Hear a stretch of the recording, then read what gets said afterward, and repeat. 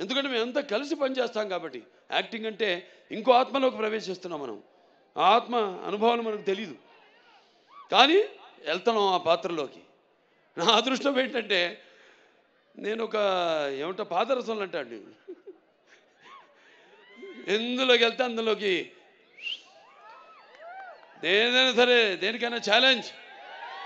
పాదరసం తెలుసు కదా మీకు, ఎటు వెళ్తే ఆకారం తీసుకుంటుంది. అది ఆ ఆకారం తీసుకునే అదృష్టవంతుడిని నేనని నాకు ఈ జన్మనిచ్చినందుకు, ఆ పుణ్య దంపతులకు బిడ్డగా పుట్టించినందుకు ఆ భగవంతుడికి, ఆ కళ్ళమ్మ తల్లికి నా ధన్యవాదాలు తెలియజేసుకుంటున్నాను.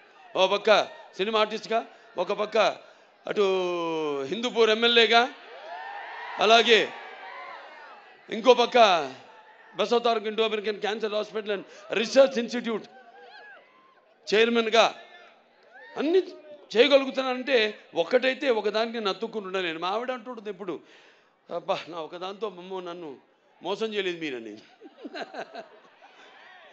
నన్నే అంటు పెట్టుకున్నారని. సరే